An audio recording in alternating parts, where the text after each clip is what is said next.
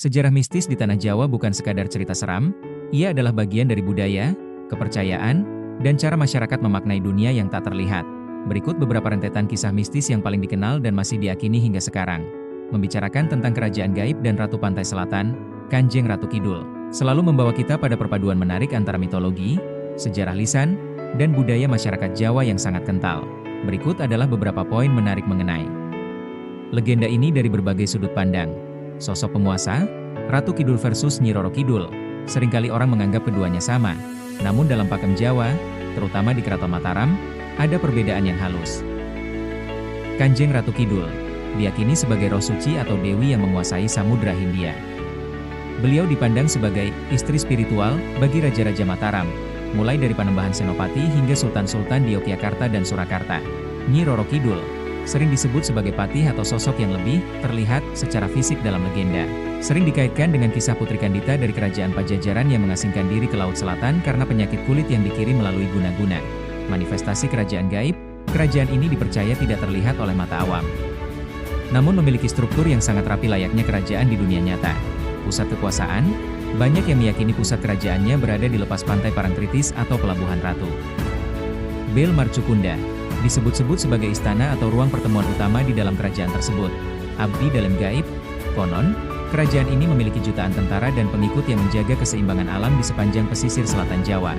Hubungan dengan Keraton Mataram, secara historis dan budaya, hubungan ini sangat sakral. Hal ini dibuktikan melalui Tari Bedaya Ketawang, tarian sakral di Keraton Surakarta yang konon diciptakan sebagai bentuk penghormatan dan komunikasi dengan Sang Ratu. Upacara labuhan, ritual tahunan di mana Keraton Yogyakarta mengirimkan sesaji, benda pribadi Sultan, ke Laut Selatan untuk menjaga keharmonisan antara dunia manusia dan dunia gaib. 4. Konsep gunung sebagai pusat dunia gaib atau poros alam semesta, Axis Mundi, merupakan fondasi spiritual yang mendalam, terutama dalam kosmologi masyarakat Nusantara dan Asia. Gunung dianggap sebagai titik temu antara dunia manusia, mikrokosmos, dan dunia ilahi gaib, makrokosmos. Berikut adalah beberapa perspektif mengenai peran gunung sebagai pusat energi gaib. Konsep Axis Mundi, poros dunia, dalam banyak tradisi, gunung adalah tiang penyangga langit. Karena puncaknya menjulang ke awan, ia dianggap sebagai tangga menuju dimensi yang lebih tinggi, tempat bersemayam dewa. Dalam kepercayaan Hindu-Buddha, Gunung Mahameru adalah pusat semesta. Di Indonesia, konsep ini dipindahkan ke Gunung Semeru di Jawa, yang dianggap sebagai bagian dari puncak abadi tersebut. Pusat energi, gunung dipercaya sebagai tempat akumulasi energi alam yang murni, sehingga sering dijadikan lokasi meditasi, tapa brata, atau pencarian wahyu. Gunung sebagai istana gaib di Nusantara, di Indonesia, beberapa gunung memiliki reputasi kuat sebagai pusat pemerintahan, makhluk halus atau dimensi astral. Gunung Merapi diyakini memiliki keterkaitan erat dengan Keraton Yogyakarta. Ada kepercayaan tentang pasar bubrah, yang secara kasat mata adalah hamparan batu, namun dianggap sebagai pasar ramai di dunia gaib.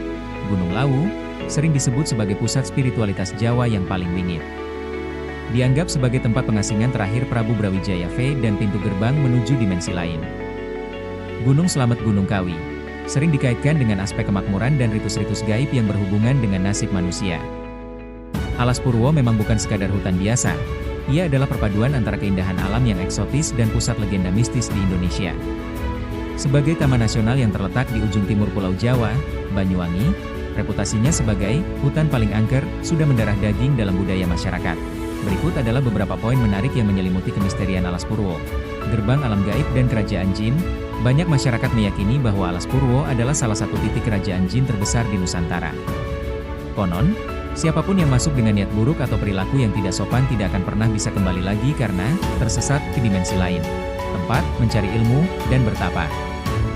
Hutan ini memiliki puluhan gua, seperti Gua Istana, Gua Padepokan, dan Gua Mayangkoro, yang sering dijadikan tempat meditasi atau olah batin. Tokoh-tokoh besar, termasuk Presiden pertama Indonesia, Bung Karno, sering dikaitkan dengan aktivitas spiritual di tempat ini untuk mencari petunjuk atau ketenangan. Situs Kawitan, jejak Kerajaan Majapahit. Secara historis, terdapat Pura Giri Selaka dan situs Kawitan yang dipercaya sebagai peninggalan masa akhir Kerajaan Majapahit. Purwo sendiri berarti permulaan, sehingga banyak yang percaya bahwa ini adalah tempat di mana tanah Jawa pertama kali tercipta atau peradaban dimulai. Fenomena penampakan, laporan mengenai gangguan gaib sangat beragam. Mulai dari suara tanpa wujud, suara orang memanggil nama, padahal sedang sendirian, penampakan sosok, Mulai dari sosok kerdil hingga sosok tinggi besar yang menjaga pohon-pohon raksasa. Kehilangan orientasi, fenomena, disesatkan, di mana seseorang merasa berjalan lurus namun sebenarnya hanya berputar-putar di area yang sama. Topik mengenai candi dan situs kuno di Indonesia memang tidak pernah lepas dari dimensi metafisika. Bagi masyarakat lokal, menjaga kelestarian situs bukan hanya soal fisik, tapi juga menjaga keharmonisan dengan para penjaga yang tak terlihat. Berikut adalah beberapa candi dan situs kuno yang dikenal memiliki aura mistis kuat serta legenda makhluk gaib yang menjaganya. Candi Prambanan, Yogyakarta. Situs ini sangat kental dengan legenda Roro Jonggrang. Masyarakat meyakini bahwa ribuan candi di sini tidak dibangun oleh manusia biasa, melainkan bangsa jin di bawah perintah Bandung Bondowoso. Penjaga gaib, konon, sosok Roro Jonggrang masih hadir di dalam arca Dewi Durga. Beberapa pengunjung mengaku melihat cahaya misterius atau merasakan aura dingin yang berbeda di bilik utara candi ini. Candi Borobudur, Magelang. Sebagai salah satu monumen Buddha terbesar di dunia, Borobudur dianggap sebagai pusat energi spiritual yang besar. Sosok penjaga. Sering dilaporkan adanya penampakan sosok biksu gaib yang terlihat berjalan mengitari lorong-lorong candi saat fajar atau senja. Mitos Kunto Bimo. Ada kepercayaan bahwa siapapun yang bisa menyentuh jari manis atau tumit patung Buddha di dalam stupa berongga, Kunto Bimo, akan terkabul keinginannya. Meski kini praktik ini dilarang demi. Topik mengenai makam keramat dan ziarah mistis di Indonesia selalu menjadi perpaduan yang unik antara tradisi spiritual, penghormatan sejarah, dan lapisan cerita rakyat yang kental.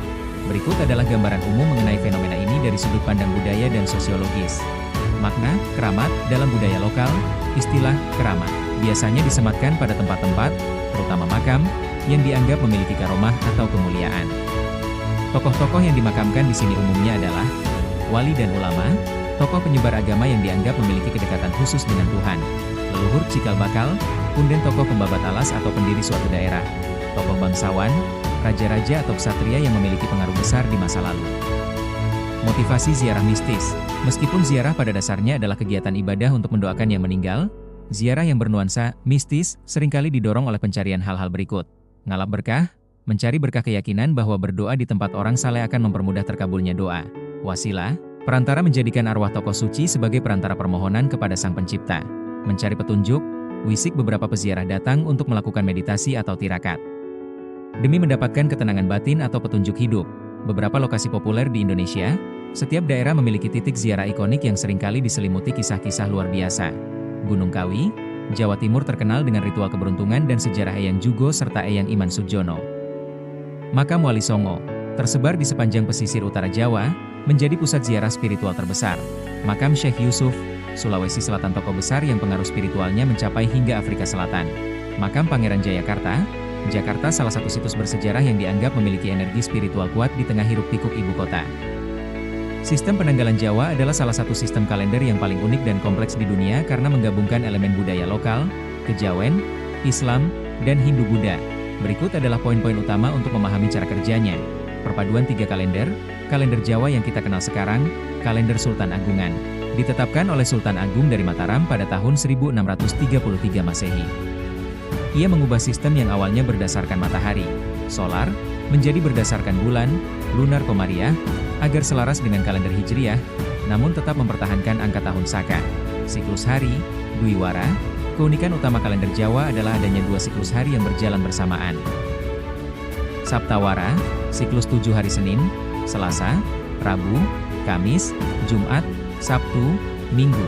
Pancawara, Pasaran, siklus 5 hari Pahing, Pon, Wage, Kliwon, Legi. Pertemuan antara Saptawara dan Pancawara ini menghasilkan apa yang disebut dengan weton. Misalnya, Jumat Kliwon atau Sabtu Pahing. Satu siklus penuh weton berulang setiap 35 hari sekali. Nama bulan, Sasi. Nama-nama bulan dalam kalender Jawa sangat dipengaruhi oleh kalender Hijriah, namun dengan pelafalan lidah Jawa. Sura, Sapar, Mulut, Bagda Mulut, Jumadil Awal, Jumadil Akhir, Rejeb, Ruah, Pasa, Sawal, Sela, Dulkanidah, Besar, siklus Windu, 8 tahun. Kalender Jawa tidak hanya memiliki siklus tahunan, tetapi juga siklus Windu yang berlangsung selama 8 tahun. Nama-nama tahun dalam satu Windu adalah Alip, Ehe, Jimawal, J, Dal, Bi, Wawu, Jimakir, Pranata Mangsa.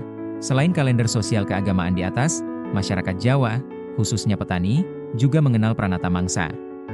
Berbeda dengan kalender Sultan Agungan, Pranata Mangsa didasarkan pada peredaran matahari, solar, untuk menentukan musim tanam, panen, dan fenomena alam lainnya. Topik mengenai kota gaib dan dimensi lain selalu menjadi perpaduan menarik antara cerita rakyat, folklore, legenda urban, dan teori spekulatif. Di Indonesia sendiri, narasi ini sangat kuat karena akar budayanya yang kental dengan hal mistis. Berikut adalah beberapa fenomena paling populer dan sudut pandang menarik terkait hal ini. 1. Kota gaib populer di Indonesia. Indonesia memiliki beberapa titik panas yang dipercaya sebagai gerbang atau lokasi kota yang tidak kasat mata oleh manusia biasa. Saranjana, Kalimantan Selatan mungkin yang paling terkenal. Konon terletak di Pulau Laut, Kota Baru. Kesaksian yang sering muncul meliputi gedung-gedung pencakar langit yang sangat modern, penduduk yang sangat rupawan, dan hilangnya alat berat secara misterius yang katanya dibeli oleh warga sana. Wentira, Sulawesi Tengah terletak di kawasan hutan lebat antara Kota Palu dan Kabupaten Parigi Motong. Identik dengan warna kuning, konon seluruh kota dan pakaian penduduknya berwarna kuning keemasan. Padang 12, Kalimantan Barat terletak di Ketapang. Kawasan ini hanya berupa lahan kosong dengan pasir kuarsa. Namun, bagi mereka yang beruntung, tempat ini adalah kota mewah. Penduduknya sering disebut limun atau orang suci yang jujur. Kepercayaan terhadap hal mistis yang masih mengakar kuat di tanah Jawa bukanlah sekadar masalah kuno atau modern, melainkan hasil dari perpaduan sejarah, filosofi, dan psikologi masyarakatnya yang sangat kompleks. Berikut adalah beberapa alasan utama mengapa hal mistis tetap eksis di tengah kemajuan zaman. Warisan sinkretisme budaya, masyarakat Jawa memiliki sejarah panjang dalam menyerap berbagai pengaruh keyakinan. Sebelum agama-agama besar masuk, kepercayaan asli masyarakat adalah animisme dan dinamisme, pemujaan roh leluhur dan kekuatan benda. Ketika Hindu, Buddha, dan Islam masuk, nilai-nilai lama tersebut tidak dibuang, melainkan berasimilasi. Fenomena ini menciptakan apa yang sering disebut sebagai kejawen, di mana ritual agama dijalankan beriringan dengan tradisi penghormatan kepada dimensi gaib. Filosofi, Sangkan Paraning Dumadi, dalam pandangan hidup Jawa, dunia tidak hanya terdiri dari apa yang terlihat mata, alam lahir, tetapi juga apa yang tidak terlihat, alam batin. Masyarakat Jawa meyakini adanya harmoni antara jagat cilik, mikrokosmos, diri manusia, dan jagat gede, makrokosmos alam semesta. Menjaga hubungan baik dengan penghuni alam lain dianggap sebagai cara untuk menjaga keseimbangan hidup agar terhindar dari malapetaka. Memayu Hayuning Bawana, tradisi lisan dan mitos sebagai kontrol sosial, cerita mistis seringkali digunakan sebagai alat pendidikan dan kontrol sosial. Contoh, larangan memakai baju hijau di pantai Parangtritis atau cerita tentang genderuwo di pohon besar. Secara tersirat, mitos-mitos ini seringkali bertujuan untuk konservasi alam, agar orang tidak menebang pohon sembarangan, atau menjaga keselamatan diri di tempat-tempat yang secara fisik memang berbahaya, seperti palung laut. Kuatnya peran simbolisme, lambang, masyarakat Jawa sangat menyukai simbolisme. Benda-benda seperti keris, batu akik, atau sesaji, sajen, dianggap memiliki isi atau kekuatan bukan karena bendanya semata, melainkan sebagai media komunikasi antara manusia dengan sang pencipta atau energi alam. Bagi banyak orang Jawa, mistisisme adalah cara untuk memahami hal-hal yang tidak bisa dijelaskan secara logika teknokratis. Validasi melalui pengalaman komunal, kepercayaan mistis bertahan karena adanya kesaksian yang terus diproduksi. Cerita tentang kesurupan, tempat angker, atau bantuan dari entitas gaib seringkali dibicarakan dalam ruang publik atau keluarga. Ketika sebuah kelompok mempercayai sesuatu secara kolektif, hal tersebut menjadi kebenaran sosial yang sulit dipatahkan hanya dengan penjelasan sains.